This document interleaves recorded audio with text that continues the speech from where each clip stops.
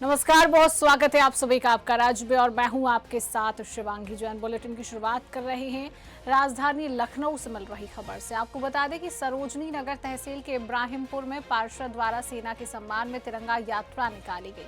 हमारे देश के पहलगाम में पड़ोसी आतंकी देश पाकिस्तान के आतंकियों द्वारा आम नागरिक की धर्म के आधार पर किए गए नरसंहार के विरुद्ध केंद्र सरकार द्वारा ऑपरेशन सिंदूर के माध्यम से आतंकवादी देश पाकिस्तान के आतंकी अड्डों पर हुए सफल ऑपरेशन में भारतीय सेना के शौर्य को उत्साह के साथ तिरंगा यात्रा निकालकर राजधानी के सरोजनी नगर तहसील के पार्षद ब्रजमोहन शर्मा, भाजपा कार्यकर्ताओं और नागरिकों द्वारा मनाया गया है। तिरंगा यात्रा के संबंध में पार्षद ब्रजमोहन शर्मा ने जानकारी दी है। देश के प्रधानमंत्री आदरणीय मोदी जी जब महिलाओं का सिंदूर मिटाया गया तो आतंकवादियों ने कहा हमारी बहन बेटियों से कि जाकर के मोदी जी से बता देना।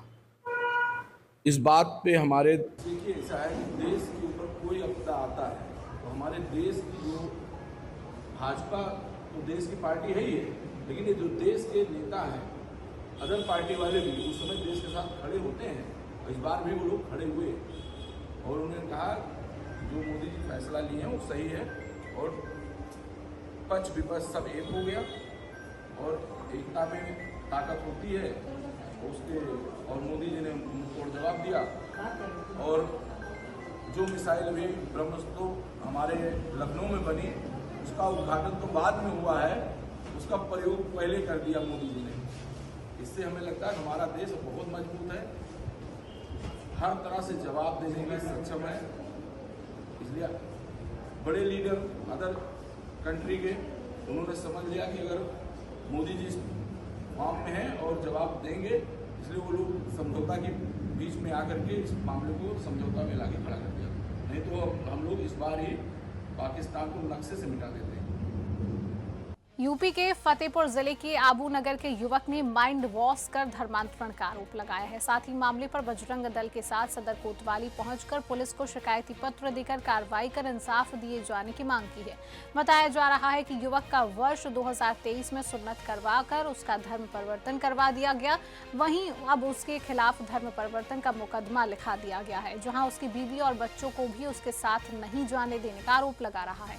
उसका कहना है कि अब उसे हिंदू धर्म छोड़कर मुस्लिम धर्म अपनाने के लिए धमकाकर धर्मांतरण का मुकदमा दर्ज करवा दिया गया है। ये कुलदीप है, सैयद बाड़ा, ये आबू नगर के निवासी हैं।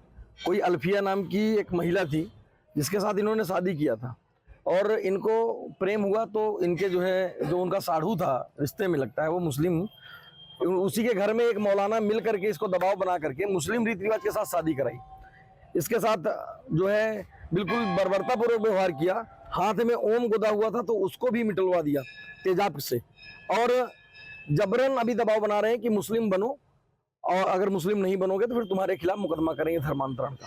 2023 में भाई जब ये राजी थे, परिवार वालों ने जबरन क्यों धर्मांतरण इसका कराया, इसका नाम राशिद करा दिया कुलदीप नाम से, किसी से परमिशन लिया।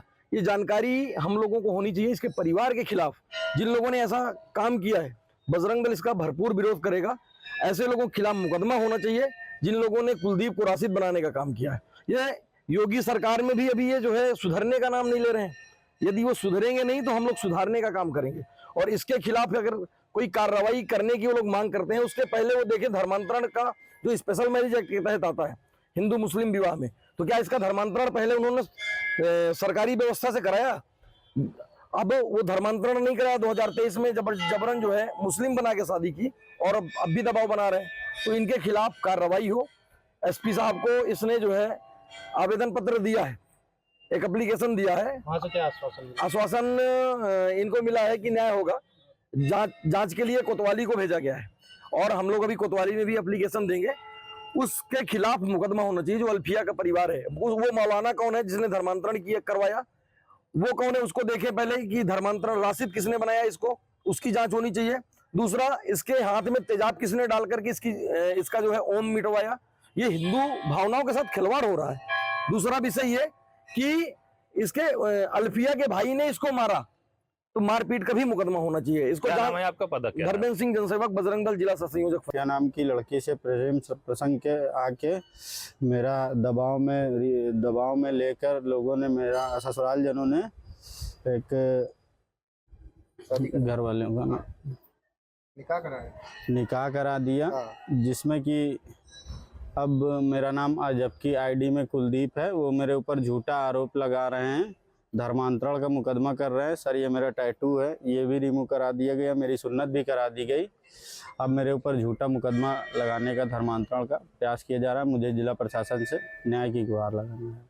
और आप अभी बच्चों की क्या बात बता रहे थे?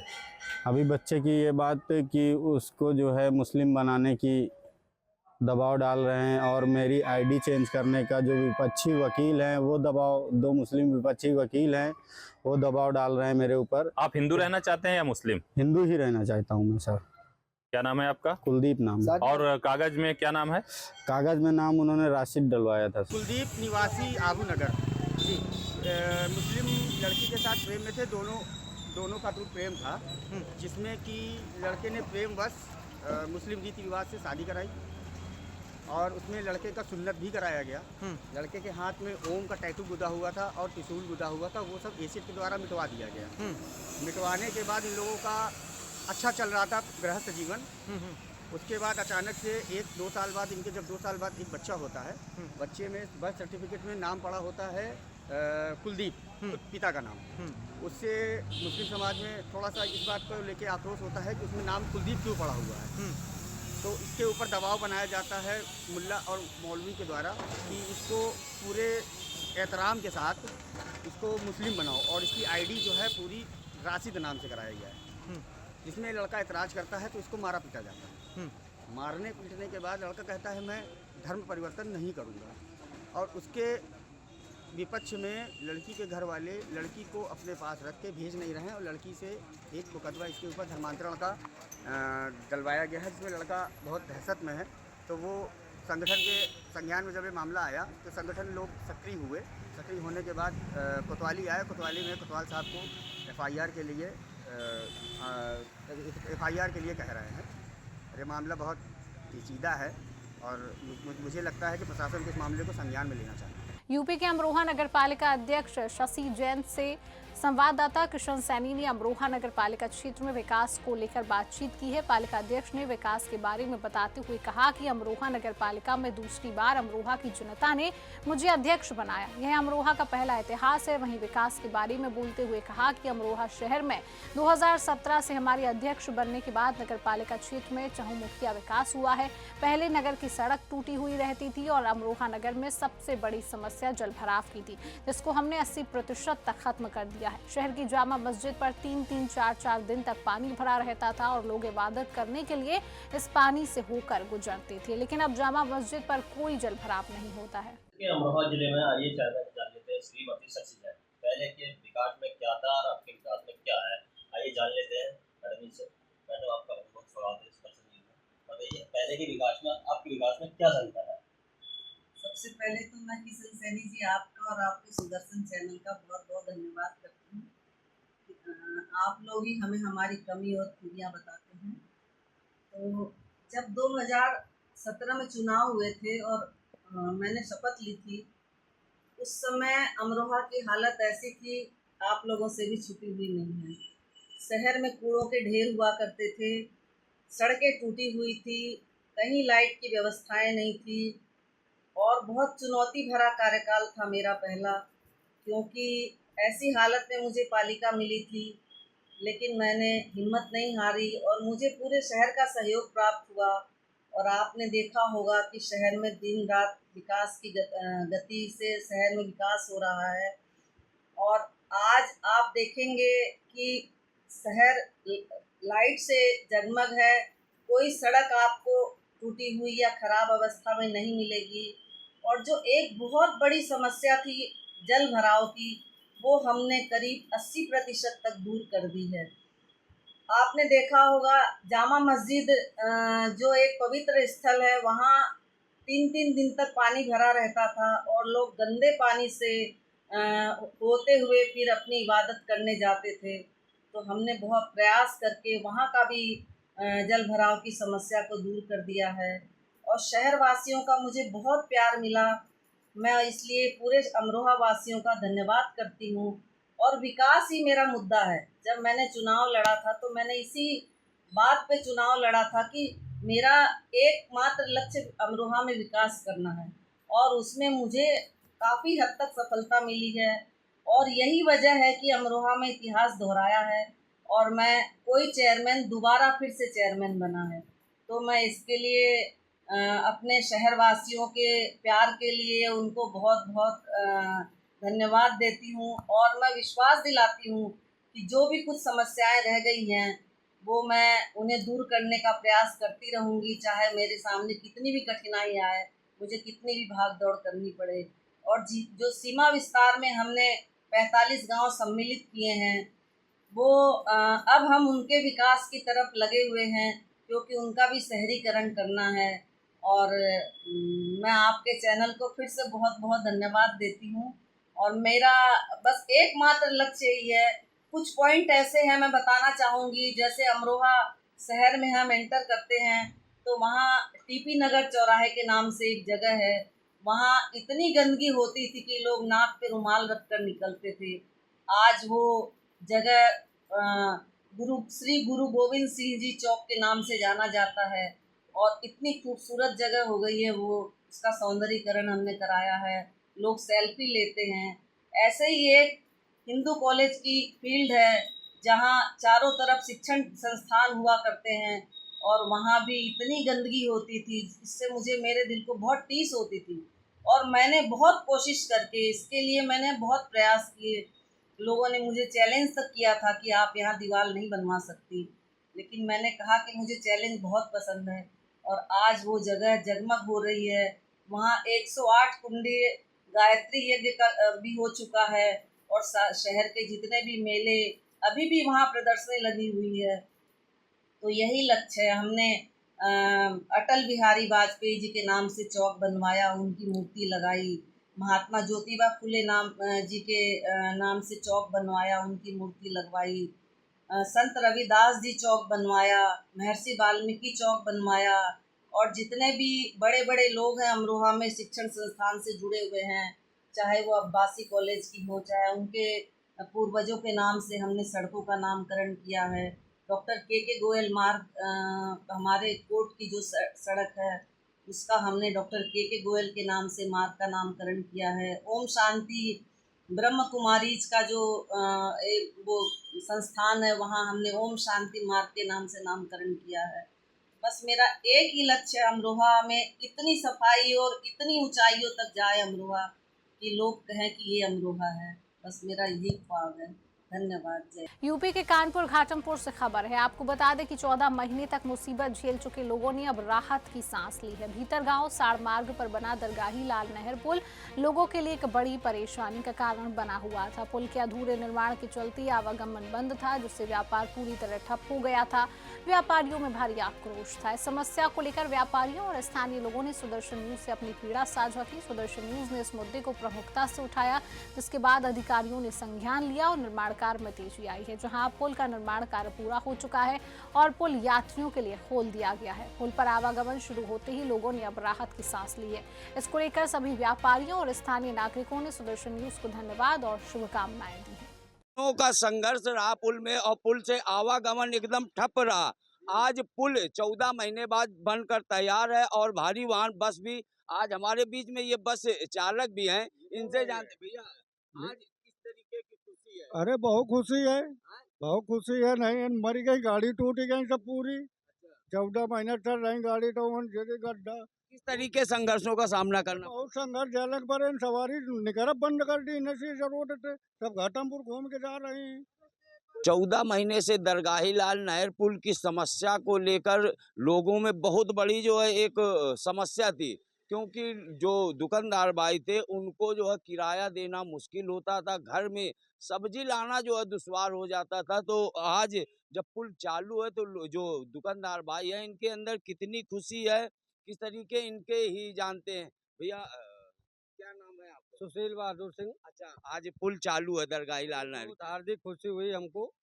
इस पुल की वजह से सारे व्यापारी बंधु बहुत ही निराश थे। जो भी कुछ बना के रख देते थे होटल वगैरह में, सब वैसे को वैसा रखा रहता था। लोग परेशान थे, किराया तक दुकान का नहीं दे पाए हैं।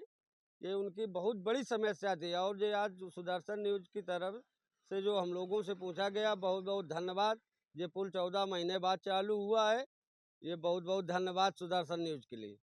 तो भैया एक और हमारे बीच में जो हमें लगा ये होटल किए हैं, भैया आपका क्या नाम है? मेरा नाम लालू अवस्थी है। अच्छा, जिस तरीके 14 महीने से जो है रोड में आवागमन, क्योंकि पुल बंद था, टूटा था, और पुल अब तैयार है बन के, अब किस तरीके अब कुछ आवागमन शुरू हुआ है और हम लोगों को अपार हर्ष हुआ जो हमारा ये 14 महीने बाद रोड चालू हो सका। अभी तक तो बड़ी समस्याएं थी।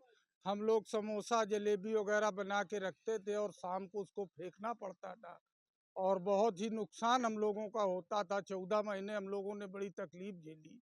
अब जाके हमें बहुत बहुत धन्यवाद सुदर्शन न्यूज का, जो हमारे बीच में आकर और लोगों में उत्साह भरते रहे कि नहीं जल्दी आपका पुल ये चालू हो जाएगा। और आज हमारा ये पुल चालू हो गया। बहुत बहुत धन्यवाद योगी जी को और बहुत बहुत धन्यवाद सुदर्शन न्यूज को। तो ये देखिए जिस तरीके लोगों में जो व्यापारी भाई हैं, कितना उत्साह है, खुशी की लहर भी है क्योंकि पुल चालू हो गया। सार क्षेत्र में बने दरगाही लाल पुल, नहर पुल, जो लमसम 14 महीनों से क्षेत्र के जनता जो थी, क्षेत्रीय लोग थे, मुसीबत का सामना कर रहे थे। और 14 महीने के संघर्षों के बाद आज ये पुल चालू हो गया है, बनकर पूर्णतः तैयार हो गया है। सुदर्शन न्यूज निरंतर खबर को प्रमुखता से दिखाता रहा और जिसको अधिकारियों ने संज्ञान में लेकर कार्य तेजी से चालू किया। आज वो पुल चालू हो गया है और लोगों के बीच में खुशी की एक लहर जाग उठी है, क्योंकि 14 महीनों से जो दुकानदार भाई थे उनका जो घर का रोजी रोटी के लाले पड़ चुके थे, क्योंकि किराया तक नहीं दे पाते थे। और जो पुल था, इसको ये जो पुल 2 जिलों को जोड़ने वाला था और निरंतर पुल टूटा हुआ था और कार्य भी नहीं चल रहा था, तो जिससे सुदर्शन न्यूज ने प्रमुखता से खबर को जो है चलाया और अधिकारियों ने संज्ञान में लिया और पुल बनकर तैयार हो चुका है। और जो भारी वाहन, छोटे वाहन अब निरंतर जो है चल रहे हैं और लोगों के बीच में एक खुशी का भी जो है माहौल है। आटमपुर से लाखन सिंह, सुदर्शन न्यूज। यूपी के फतेहपुर में रील बनाने को लेकर रीलबाजों का हंगामा देखने को मिला है, जहां किन्नरों के साथ युवक की हुई कहासुनी के बाद नाराज किन्नरों और उनके सहयोगियों ने युवक को जमकर पीटा। वहीं मारपीट का वीडियो भी सोशल मीडिया पर वायरल हो गया है। इतना बड़ा पार्क होने के बावजूद पार्क में कोई सिक्योरिटी नहीं थी और ना ही कोई पुलिसकर्मी मौजूद रहता है। तो वहीं सदर कोतवाली क्षेत्र के अटल पार्क का ये पूरा मामला बताया जा रहा है। यूपी के फर्रुखाबाद में अहिल्याबाई होलकर जी की जन्म शताब्दी के अवसर पर भाजपा कार्यकर्ताओं ने मां गंगा आरती का आयोजन किया। नमामि गंगे परिवार की ओर से अहिल्याबाई होलकर जी की जन्म शताब्दी पर मां गंगा की आरती की गई। अहिल्याबाई जी की जन्म शताब्दी के अवसर पर महिला सशक्तिकरण को जागरूक करने के लिए उनकी जीवनी पर प्रकाश डाला गया। अहिल्याबाई होलकर जी ने अकेली महिला होने पर मुगलों के द्वारा तोड़े गए मंदिरों का जीर्णोद्धार कराया था। आज जो कार्यक्रम था वो लोक माता अहिल्याबाई जो 300 साल पहले रानी थी मालवा क्षेत्र की, उनकी स्मृति में किया गया। अब जब उनके किए गए हुए कार्य को देखते हैं तो ऐसा लगता है कि उस समय नारियों की शक्ति को किस तरह से पहचाना गया। एक अकेली नारी जो शादी होते जिसके पति का देहांत हो गया हो, सती की प्रथा होते हुए भी ससुर जी ने रोक लिया हो, थोड़े दिन बाद बेटी का देहांत हो गया, पति का देहांत हो गया, वो अकेली पूरे भारत में जो मुगलों ने जगह जगह मंदिर विध्वंस किए थे उनको बनवाया। जहाँ घाट की ज़रूरत थी, गंगा मैया के घाट, जमुना मैया के घाट, वो सब बनवाए। जहाँ पर भी जैसे आदिवासी जनजाति लोग जो सिर्फ लूटपाट करते थे, उनको रक्षा के क्षेत्र से जोड़कर समाजोत्थान का इतना बड़ा काम किया जो आज भी अनुकरणीय भी है और उदाहरणीय भी है। एक अद्वितीय प्रतिभा की प्रतीक लोक माता अहिल्याबाई को हम सब प्रणाम करने के लिए यहाँ पर एकत्रित हुए हैं। यूपी के जरनौली सदर कोतवाली नेगुरा गांव का मामला है, जहां हिंदू के घर पर 200 की संख्या में जिहादियों ने हमला किया था।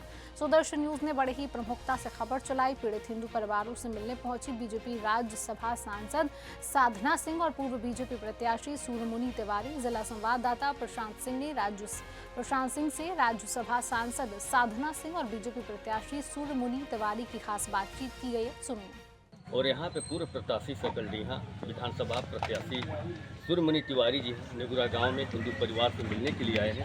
तिवारी जी, हिंदुओं पे हमला हुआ है और जबकि योगी जी की सरकार है इस समय यह हाल है, तो जो विपक्षियों की सरकार होती तो उस समय क्या हाल होता, क्या कहेंगे?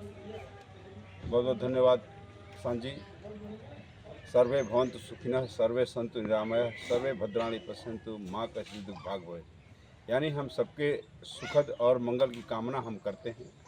हम हिंदू हैं, हम सनातन हैं, लेकिन मैं किसी के धर्म की आस्था के बारे में, मैं किसी के धर्म की आस्था के साथ खिलवाड़ नहीं कर सकता, ये हमारा अधिकार नहीं है। लेकिन जो अगर हमारे धर्म पे अगर वो खिलवाड़ करेगा, हमारे धर्म के साथ खिलवाड़ करेगा, तो उसको हम छोड़ेंगे नहीं। जे मोहि मारा तहि मोहि मारा, यानी जो यह हमारा शास्त्र कहता है, हम शस्त्र और शास्त्र दोनों के ज्ञाता हैं। और दुर्भाग्यवश घटना घटी है और इसको लोग राजनीतिक रूप देने का जो प्रयास कर रहे हैं विरोधी लोग, यह बहुत ही निंदनीय है।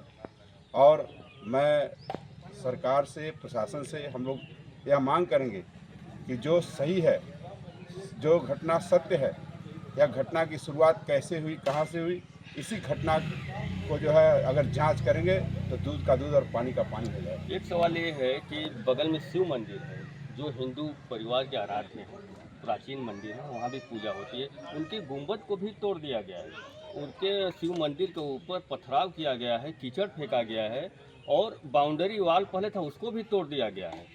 और जो गांव के लोग हैं पहले तो दुखी थे, लेकिन इस बार जो घटना हुई है, जबकि उनके ही पत्थर से मौत हुई है, लेकिन जिस तरह से आरोप लगा करके कार्रवाई कराया गया है हिंदू परिवारों पे, इसमें क्या कहना है आपका?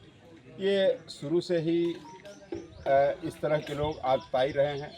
मुग़ल शासक के समय से, जब से ऐसी आपने देखा हो कि तमाम हिंदुओं के मंदिर तोड़े गए, चाहे वह हमारा अयोध्या का राम मंदिर रहा हो, चाहे बाबा विश्वनाथ का मंदिर रहा हो, चाहे मथुरा की नगरी रही हो।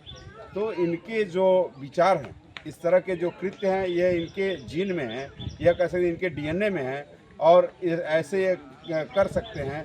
ये समाज को बांटने का काम और देश को बांटने का काम ऐसे ही लोग करते हैं और कहते हैं कि हम एक हैं, एकता का प्रतीक दिखाते हैं, हमारे देश में रह रहे हैं, और इस तरह की बातें आती हैं। तो हम लोग कैसे इस बात को हम लोग कर सकते हैं? लेकिन जिन्होंने यह कृत्य किया है, अगर मंदिर को तोड़ा है, तो मैं प्रशासन से मांग करूंगा कि ऐसे लोगों के खिलाफ सख्त कार्रवाई होनी चाहिए। अभी पूर्व प्रत्याशी सकलडीहा विधानसभा सूर्यमुनि तिवारी जी से बात हो रही थी। अभी जांच का विषय है, उन्होंने कहा कि इसकी हम मांग करते हैं और इसमें जो भी दोषी होगा उसके ऊपर कार्रवाई की जाएगी। सतीश तिवारी जी के साथ जिला प्रशांत सिंह, जनपद चंदौली। 2 किलोमीटर पर स्थित नेगुरा गांव है और यहाँ पे पूर्व विधायिका पीडीडी नगर और राज्यसभा सांसद साधना जी आई हैं।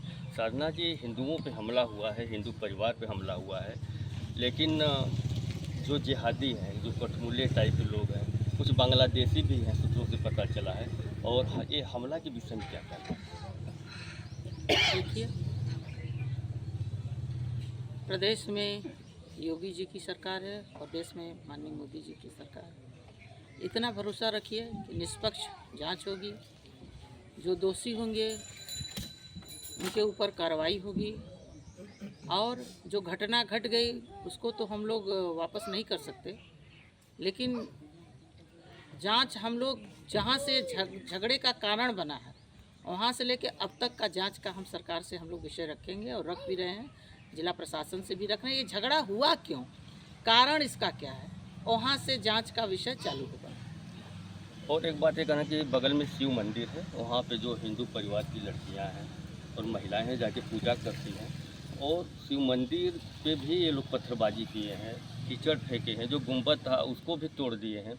और बगल में जो मस्जिद है वहाँ से भी आज भी अजान होता है, और जो हिंदू मंदिर पे जो माइक था उसको भी बंद कराया गया है, इस संबंध में क्या कहें?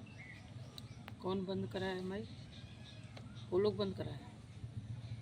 और देखिए, भगवान वो ईश्वर हैं, उनके ऊपर इस तरह का घिनौना कार्य करने प्रभु खुद कुपित होंगे और दंड देंगे। ऐसा नहीं है कि प्रभु पे और पथराव करेंगे, कीचड़ फेंकेंगे और गुंबज तोड़ेंगे और ईश्वर उनको क्षमा कर देंगे, ऐसा भी नहीं। और उनके तो ब्लड में है विरोध करना इस तरह का। और हम सब हिंदू जो हैं, हम लोग शांति प्रिय व्यक्ति हैं। हिंदू का मतलब है कि सबको क्षमा करता है, हाँ, लेकिन उनके स्वभाव में है, और जो स्वभाव है उनका उनको समझ में आ जाएगा। ये राज्यसभा सांसद से बात हो रही थी, इसमें जो भी दोषियों को उस पर कार्रवाई की जाएगी। कैमरामैन तिवारी जी, जिला समाचार प्रशांत सिंह। यूपी के मथुरा थाना फरहे के गांव धाना जीवना में जमीनी विवाद में दबंगों ने इंसानियत को तार-तार कर दिया है। जहां पिता पुत्र के साथ गड्ढा खोदकर जमीन में दबाने का प्रयास किया गया, वहीं मारपीट का वीडियो भी वायरल हो गया है। पीड़ित के मुताबिक पुश्तैनी जमीन पर कुछ दबंग कब्जा कर रहे थे। सूचना पर पीड़ित अपने 90 वर्षीय पिता के साथ मौके पर पहुंची और दबंगों को रोकने लगे। इसी बात से नाराज दबंगों ने पिता पुत्र को पीटा और पीटने से मन नहीं भरा तो बुजुर्ग को गड्ढे में जिंदा दफनाने लगे। बुजुर्ग अपनी इज्जत कोई और जान बचाने को चिल्लाती रही, लेकिन दबंगों के सामने कोई उन्हें बचाने के लिए नहीं आया। यूपी के फरकाबाद में ऑपरेशन सिंदूर पर सैनिकों के शौर्य और सम्मान में रक्त शिविर का आयोजन किया गया। विश्व हिंदू परिषद कानपुर प्रांत के संयोजन में रक्त शिविर का सैनिक अस्पताल में आयोजन हुआ है। विश्व हिंदू परिषद व बजरंग दल के पदाधिकारी व कार्यकर्ताओं ने 50 लोगों के ब्लड डोनेट करने का लक्ष्य रखा। जिला मंत्री अखिलेश मिश्रा ने बताया कि विश्व हिंदू परिषद बजरंग दल के पदाधिकारियों ने रक्तदान किया है। सिंदूर के उपलक्ष्य में विश्व Hindu Parishad 50 unit blood donate करने के लिए संकल्पित हुआ था और वो समय आज आ गया है और हम लोग सब सेना के लिए ये ब्लड डोनेट कर रहे हैं। और अगर आवश्यकता पड़ेगी तो विश्व हिंदू परिषद ये हमारे जाबाज बजरंग दल के कार्यकर्ता, अगर हमारी सरकार चाहेगी तो हम लोग बॉर्डर पे भी जाएंगे। अभी तक कितना डोनेट हो चुका है? अभी संख्या 14 हो चुकी है। 50 यूनिट का हमारा संकल्प है। कितने दिन चलेगा ये कार्यक्रम जी? कितने दिन कार्यक्रम चलेगा? बस आज ही हो जाएगा। आज ही 50 यूनिट पूरा कर देंगे। 4 बजे तक। यूपी के मथुरा से खबर है, जहां श्री कृष्ण जन्मभूमि की मुक्ति के लिए ब्रज 84 को सिंधु चेतना यात्रा रवाना हुई है। श्री कृष्ण जन्मभूमि मुक्ति न्यास के अध्यक्ष महेंद्र प्रताप ने हरी झंडी दिखाई, जहां 5 दिवसीय यात्रा राजस्थान और हरियाणा के प्रमुख स्थलों से होकर गुजरेगी।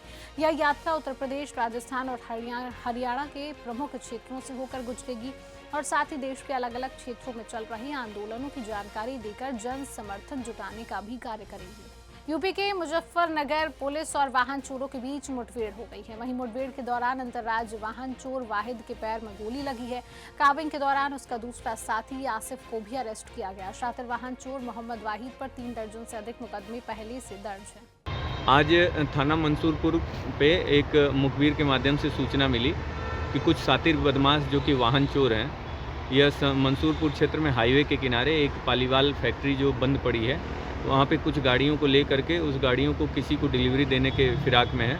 इस सूचना पे तत्काल पुलिस मौके पे पहुँची और चूँकि रात का समय था तो इनको चारों तरफ से चुपके से घेर लिया गया। जब इन पे आवाज़ लगाई गई तो इनके द्वारा कोई जवाब नहीं दिया गया, तो पुलिस जब इनके करीब आई तो इन्होंने पुलिस पार्टी पे फायर कर दिया। आत्मरक्षा पुलिस पार्टी द्वारा इन पर जो फायरिंग की गई उसमें एक बदमाश के पैर में गोली लगी, दूसरे बदमाश को भागते हुए पकड़ लिया गया।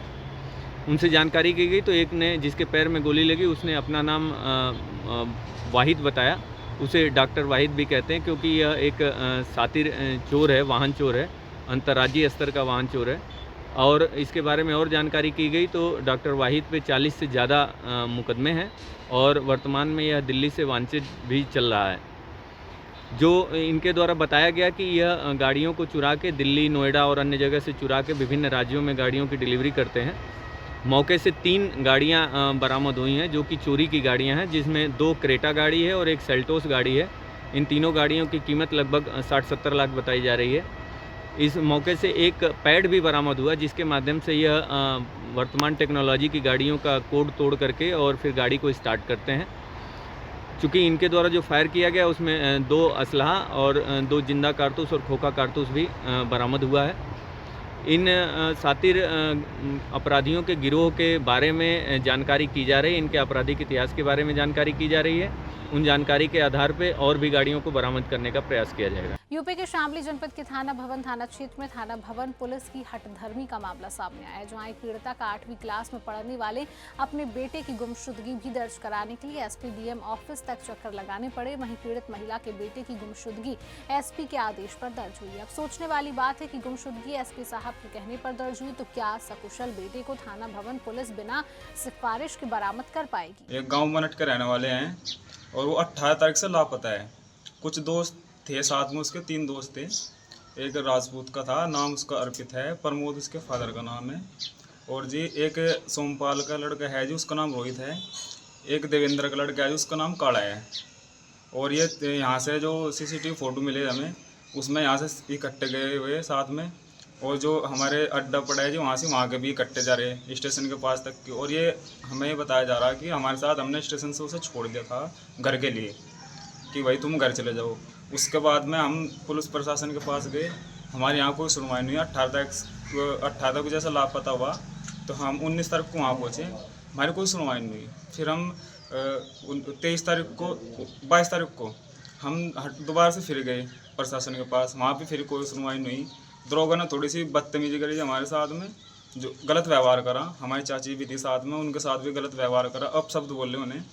तो हम फिर कल जिला अधिकारी के पास गए जी शामली, वो सर हमें वहाँ पे मिले नहीं। फिर हम डीएम साहब के पास ऑफिस भी गए, वहाँ पे वे भी नहीं मिले। यूपी के हरदोई डीएम अनुराग झा ने मेडिकल कॉलेज का निरीक्षण किया है। डीएम के निरीक्षण से मेडिकल कॉलेज में हड़कंप मच गया। इस दौरान डीएम को पुरुष इमरजेंसी वार्ड व महिला अस्पताल में खामियां मिली हैं। लगभग 2.5 घंटे तक मेडिकल कॉलेज में निरीक्षण किया गया। इस दौरान मिली खामियों को तत्काल प्रभाव से सही करने के निर्देश दिए गए हैं। संडे लगभग शाम में 7 बजे मेरे द्वारा मेडिकल कॉलेज का निरीक्षण किया गया, जिसमें प्रिंसिपल मेडिकल कॉलेज, CMS महिला हॉस्पिटल और इमरजेंसी मेडिकल ऑफिसर में उपस्थित रहे। सबसे पहले हमने इमरजेंसी रूम देखा। कुछ जो वहाँ पे कमियाँ पाई गई वो ये था कि पेशेंट्स के दवाई के स्लिप्स नहीं बनाए जा रहे थे और थोड़ा डिले हो रहा था, बिकॉज ये इमरजेंसी रूम जो था या जो था वो ओवरलोडेड था। बट तभी उसमें काम अपनी गति से चल रहा था। उस गति को बेहतर करने के लिए हमने दिशा निर्देश दिए।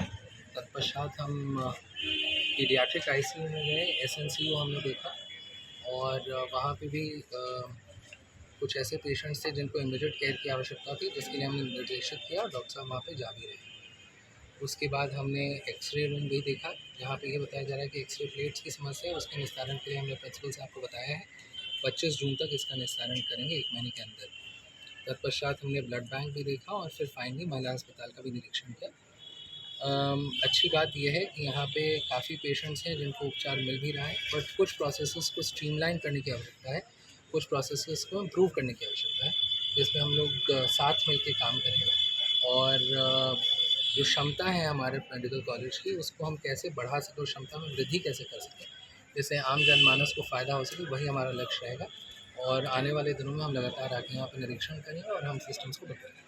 यूपी के फरक्काबाद में बिजली का तार लोहे की सीढ़ी में छूने से करंट आ गया है। वहीं 2 सगे भाइयों की करंट लगने से मौत हो गई। थाना नवाबगंज के गांव पुटरी के रहने वाले अमित का पुत्र ऋतिक ने दीवार के किनारे लगी लोहे की सीढ़ी पर हाथ रख दिया था, जिसके चलते हादसा हो गया। ये बत्ती खंबे थे, जीने में उतर पर आई तार, तो इसी करंट लगने से बच्चों की मौत हो गई। ये बच्चे आपके थे क्या? जी। यूपी के गाजियाबाद जिले में स्थित ACP ऑफिस अंकुर बिहार में रात आई तेज आंधी तूफान और बारिश से बड़ा हादसा हो गया है, जिसके चलते ACP के दफ्तर की छत ताश के पत्तों की तरह गिर गई। दफ्तर में मौजूद एक सब इंस्पेक्टर की छत के मलबे में दबने से मौत हो गई है। सब इंस्पेक्टर वीरेंद्र मिश्रा, जिनकी उम्र लगभग 58 वर्ष थी, ACP अंकुर बिहार के पेशकार के रूप में तैनात थे। यूपी के संभल थाना असमोली के मड़न चौकी क्षेत्र के मालपुर उर्फ मल्लूपुरा गांव में रात अज्ञात चोरों ने एक घर के 3 कमरों को निशाना बनाते हुए करीब 26 लाख रुपए के जेवरात व नकदी पर हाथ साफ कर दिया है। घटना के वक्त दंपति घर के बरामदे में सो रहे थे। रात के किसी समय चोर दीवार फांद कर घर में दाखिल हुए और घटना को अंजाम दिया। यूपी के प्रयागराज में SRN अस्पताल की बदहाली पर हाईकोर्ट की तल्ख टिप्पणी के बाद DM रविंद्र कुमार मांदर शनिवार को स्वरूपरानी नेहरू चिकित्सालय पहुंचे तो MRI सेंटर पर उन्हें ताला लटका मिला। वहीं भीतर मशीन और अन्य उपकरणों का हाल नहीं देख सके। DM को डिप्टी SIC ने बताया कि सेंटर के कर्मचारी घर जा चुके हैं। SRN अस्पताल की बदहाली की तस्वीरें सामने हैं। नहीं देखिए, अभी तो सुधार होगा और आज मैंने निरीक्षण किया है। माननीय उच्च न्यायालय द्वारा निर्देश दिए गए थे कि अस्पताल प्रशासन की जो पूरी व्यवस्था है उसको जिला प्रशासन मेरे निरीक्षण में देखें। तो आज मैं अपनी टीम लेकर यहाँ पे आया हूँ और आगे हम लोग अपने मजिस्ट्रेट्स की यहाँ पे राउंड वाइज तैनाती भी करेंगे ताकि वो देखते रहें यहाँ पे डॉक्टर्स की समय से उपलब्धता हो। जो पेशेंट्स यहाँ पे आ रहे हैं उनको उचित प्रकार से ट्रीटमेंट मिले, समय से यहाँ पे उनको अटेंड किया जाए और इमरजेंसी में और इसके अतिरिक्त जो भी सर्विसेज हैं, हमारी MRI की है, CT स्कैन की, एक्सरे की है, तो वो सभी जो निःशुल्क सेवाएं हैं वो भी उनको प्राप्त हो। तो ये मुख्य ध्येय हम लोगों का, इसको सुनिश्चित हम लोग कराएंगे और अस्पताल की पूरी साफ सफाई की व्यवस्था और जितने यहाँ पे मैन पावर है उनका व्यवहार तीमारदारों से, मरीजों से उचित प्रकार से रहे और जितने इक्विपमेंट्स यहाँ पे लगे हैं उनको ऑप्टिमम यूटिलाइजेशन हो और जो गैप्स हैं उन गैप्स को तेजी से कंप्लीट किया जाए, उस पर हम लोग काम करें। अभी यहाँ पे कमियां मिली हैं मुझे, तो उसके लिए टाइमलाइन बना के हम प्रिंसिपल और SIC दोनों के साथ में वार्ता करेंगे और दोनों को एक टाइमलाइन बना के डायरेक्शन देंगे ताकि ये चीज़ें जल्दी से यहाँ कंप्लीट हो जाए और उत्तम व्यवस्था यहाँ पे हम लोग सुनिश्चित करा पाएं। यूपी के फिरोजाबाद में मंदिर में चोरी की घटना को अंजाम देने वाले अभियुक्त को पुलिस मुठभेड़ के दौरान गिरफ्तार किया गया। वहीं कब्जे से अवैध तमंचा, 2 खोखा कारतूस व 1 जिंदा कारतूस बरामद कर पूरे मामले में कार्रवाई जारी है। देखिए, 23/4/2025 को थाना नारकी क्षेत्र में मंदिर में एक कलश चोरी की घटना हुई थी। इसमें की धाराओं में अभियोग पंजीकृत किया गया था। घटना का अनावरण के लिए 3 टीमों का गठन किया गया था। घटना का सफल अनावरण किया गया। कुल 5 अभियुक्तों का नाम इसमें प्रकाश में आया। अमन, नाजिम, साकिर, सत्यम और पंकज, ये 5 रामगढ़ थाना क्षेत्र के रहने वाले हैं। इसमें पूछताछ में इन्होंने खैरगढ़ थाना क्षेत्र की 2 चोरी की घटना, टुंगला की 1 और नारकी की ये मंदिर चोरी की घटना को इन लोगों ने किया जाना स्वीकार किया था तथा चोरी का माल भी इनसे बरामद हुआ था। अमन, नाजिम, साकिर और सत्यम को मैं चोरी के माल के बरामद करके गिरफ्तार करके आज 24/5/25 को जेल भेजा जा चुका है। इसमें एक जो इनका साथी था पंकज, ये लगातार फरार चल रहा था। पुलिस इसके यहाँ दबिश दे रही थी और इसकी खोजबीन कर रही थी। आज सूचना ये मिली कि ये बेदी की पुलिया के पास छुपी छुपाई घूम रहा है। इस सूचना पे नारकी पुलिस ने यहाँ दबिश दी है। पुलिस को देखते ही पंकज ने पुलिस के ऊपर फायरिंग कर दी। आत्मरक्षा में पुलिस ने भी इसके ऊपर फायरिंग करी है, जिससे इसके पैर में गोली लगी है। इसको तत्काल ट्रामा सेंटर में इलाज हेतु भेजा गया है, जहां पुलिस रक्षा में पंकज का इलाज चल रहा है। अनूपपुर में पत्रकारिता का बदलता स्वरूप और चुनौतियां विषय पर सभागार में आयोजित 1 दिवसीय पत्रकार प्रशिक्षण 2025 का कार्यक्रम संपन्न हुआ है, जहां अपर कलेक्टर दिलीप कुमार पांडे ने कहा कि प्रेस मीडिया के समन्वय से ही प्रशासन की बातें आम जनता तक पहुंचती हैं। राष्ट्रीय श्रमजीवी पत्रकार परिषद के प्रदेश मुख्य महासचिव एवं प्रदेश संगठन महासचिव ने भी अपने विचार व्यक्त किए। कर्नाटक के बेलगांव जिले के रायाबग तहसील के मेखली गांव में कामी स्वामी ने एक नाबालिग लड़की का यौन उत्पीड़न करने का आरोप सामने आया है। स्वामी ने रायचूर और बागलकोट के जिला लॉज में यौन उत्पीड़न कर जिले के महालिंगपुर बस स्टैंड पर छोड़ दिया। इस संबंध में बागलकोट महिला पुलिस स्टेशन में स्वामी के खिलाफ पॉक्सो मामला दर्ज किया गया है। इसके बाद बागलकोट पुलिस ने मामला बेलगाम के मुडलगी पुलिस थाने को सौंप दिया। चंदौली के सकलडीहा रोड पर स्थित पॉलिटेक्निक भ्रष्टाचार की भेंट चढ़ गया है। पॉलिटेक्निक कॉलेज में क्लासरूम से लेकर हॉस्टल तक सब क्षतिग्रस्त हुआ। जहां योगी सरकार को बदनाम करने की कहीं साजिश तो नहीं, पूर्वांचल के साथ साथ बिहार के छात्र छात्रा शिक्षा ग्रहण करते थे, जहां पर पॉलिटेक्निक कॉलेज के प्रधानाचार्य बजट का रोना रो रही हैं। शिक्षा के मंदिर का हॉस्टल अब झाड़ झंकार से पड़ा मिला है। आज आप पॉलिटेक्निक आए हैं, सुदर्शन न्यूज चैनल टीम आई है, आपने यहाँ क्या देखा? यही देखा कि कमलावती त्रिपाठी का बनाया हुआ पॉलिटेक्निक कॉलेज आज जर्जर स्थिति में है। ये 57 में बनवाए थे, उस समय विकास पुरुष को कहला से विकास किए थे, लेकिन आज इसका हाल देखिए। ये छात्रावास है, ये भूतखाना हो गया, मैंने भूतैया हवेली हो गया चंदौली में। अब इसमें कौन छात्र छात्राएं पढ़ेंगे, देखने से आपको मालूम हो जाएगा तस्वीर। भूतैया हवेली हो गया, कोई विकास नहीं हो रहा है। इसके पहले एक विकास पुरुष थे, देखिए विकास करके गए हैं। इसके बाद आए हैं सांसद वीरेंद्र नाथ सिंह, वे भी वही, उनका भी वही रवैया है। ढोल में कोई काम नहीं कर रहे हैं, केवल लोग अपने गाड़ी घोड़ा से घूम रहे हैं। गाड़ी घोड़ा लोगों का देखिए चमकते हुए चल रही है, अपना कपड़ा लता लोग अपना चेहरा चमका के चल रहे हैं, कोई विकास चंदौली में नहीं कर रहे हैं। देख ले पवन है, प्रधानाचार्य हैं यहाँ के पॉलिटेक्निक के, उन्होंने कहा कि बजट नहीं है। बजट नहीं है, सैलरी ले रहे हैं, फर्स्ट क्लास की ऑफिस में बैठे हैं, तमाम यहाँ पे स्टाफ हैं, लेकिन न यहाँ के शौचालय ठीक है, न क्लासरूम ठीक है, न हॉस्टल है। पहले चंदौली का गौरव था पॉलिटेक्निक कॉलेज, बहुत दूर दूर से छात्र छात्राएं यहाँ से शिक्षा ग्रहण के अच्छे अच्छे पद पे हैं। आज इसका स्थलीय निरीक्षण हमने किया है। आप क्या क्या देख, खुल के बोलिए सुदर्शन न्यूज़ पे। यहाँ देखिए 2 राज्यसभा सांसद जी हैं, सांसद हैं, लेकिन ये लोग जैसे अभी श्रीमती साधना सिंह है, दर्शना सिंह है, वीरेंद्र सिंह हैं, ये लोग केवल नाम मात्र के नेता हैं। अपना कुल घर देखिए, ये लोगों का जाइए, जो सांसद लोग हैं, लोगों का घर बन रहा है, किसी का टंकी खुल रहा है, अपना विकास ये सब कर रहे हैं अपना। लेकिन ये देख लीजिए तस्वीर में क्या हाल है। वो लोगों को देखिए, अभी हम गए थे, कुछ सांसद लोग का घर पर काम लगा है, बिल्डिंग बन रहा है, गाड़ी देखिए पोत पात कर चमकती हुई, कपड़ा लता हुए अपना विकास कर रहे हैं। चंदौली का विकास भाड़ में जाए, नेताओं से मतलब नहीं है। ये सब नेता एकदम बेकार नेता हैं, कोई काम नहीं कर रहे हैं। इसका मांग उठाना चाहिए संसद में पॉलिटेक्निक का, लेकिन कभी नहीं, बस अपना चमकते हुए गाड़ी घोड़ा से घूम रहे हैं, अपना घर द्वार अपना परिवार देख रहे हैं। विकास का कोई मुद्दा नहीं है, न कोई विकास कर रहे हैं यहाँ के सांसद जी लोग। सारा चीज़ आप देख ही लिए हैं। यहाँ की स्थिति है कि यहाँ के जो नेता लोग हैं ये सिर्फ अपना स्कूल को बढ़ावा दे रहे हैं। सरकारी स्कूलों का दुर्दशा तो आप देख रहे हैं कि यहाँ पहले बच्चे लोग रहते थे, इनके रहने से पूरी चहल पहल था, मार्केट में एक रौनक था। अब ये हॉस्टल भी लोग कबाड़ दिए हैं। ये सिर्फ अपने स्कूल को लोग बढ़ावा दे रहे हैं, प्राइवेट स्कूल को। देख रहे हैं कि ये झाड़ झंखाड़ पड़ा है, इसमें सांप भी हैं इस कॉलेज में, लेकिन इसका मरम्मत नहीं है। टीचरों के जो यहाँ के प्रधानाचार्य हैं वो बोल रहे हैं कि टीचर का पैसा मिल जाता है, मेरा वेतन मिल जाता है, लेकिन इसके लिए बजट की व्यवस्था नहीं है। इसमें क्या कहना है? सबसे बड़ी बात है कि जस्ट इसके पीछे डीएम साहब रहते हैं और डीएम साहब को सब कुछ दिखता है, मगर वो भी कुछ करना नहीं चाह रहे हैं। और ये जो प्रिंसिपल साहब हैं वो तो सिर्फ रोना रो रहे हैं कि हम किए हैं, क्या किए हैं वो तो बता रहे, सब काम हो रहा है। प्रिंसिपल साहब बढ़िया एसी के कमरे में बैठे हैं, पूरा वाईफाई लैस है, लेकिन रोना रो रहे हैं। तो इसकी शिकायत कहीं आप लोग किए थे? नहीं, शिकायत तो हम लोग आपसे किए हैं, आप मान्यवर आए हैं, पहले इसको दिखाइए, उसके बाद हम लोग लिखित शिकायत करेंगे जहाँ करना है। ये चंदौली सकलिहा रोड पर स्थित पॉलिटेक्निक कॉलेज है। तो सबसे बड़ी बात है कि ये पॉलिटेक्निक कॉलेज चंदौली का गौरव हुआ करता था। यहाँ के जो प्रधानाचार्य हैं पवन जी, उनसे जब सुदर्शन न्यूज़ चैनल टीम ने पूछा तो बोल रहे हैं कि बजट नहीं है। ये हॉस्टल और जो क्लासरूम है उसकी स्थिति बहुत दयनीय बनी हुई है।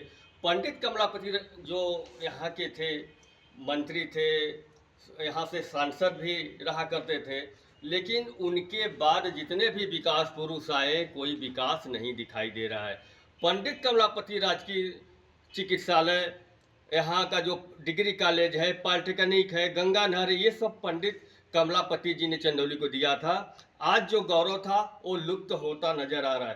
पूर्वांचल से और बिहार से बहुत दूर दूर से यहाँ पे छात्र छात्राएं आते थे, इस हॉस्टल में रहते थे, शिक्षा ग्रहण करते थे और ऊंचे ऊंचे आज पदों पे हैं, लेकिन आज कोई इसको देखने वाला नहीं है। कैमरामैन से कहेंगे दिखाएं, ये देखिए स्थिति यहाँ की ये हो गई है, इसको देखने वाला कोई नहीं है। अब देखना है कि सुदर्शन न्यूज़ पे खबर चलने के बाद कौन विकास पुरुष आता है और इस पॉलिटेक्निक कॉलेज का जीर्णोद्धार करता है। तमाम मंत्री मिनिस्टर आते हैं इसके कैंपस में, भाषण देते हैं और चले जाते हैं, लेकिन किसी मंत्री विधायक के पास टाइम नहीं है कि इस हॉस्टल को देख ले, क्लासरूम को देख ले। कैमरामैन सतीश तिवारी जी के साथ जिला संता प्रशांत सिंह, जनपद चंदौली। तो फिलहाल के लिए इस खास बुलेटिन में इतना ही। देश और दुनिया की तमाम खबरों को जानने के लिए आप देखते रहिए सुदर्शन न्यूज़। नमस्कार।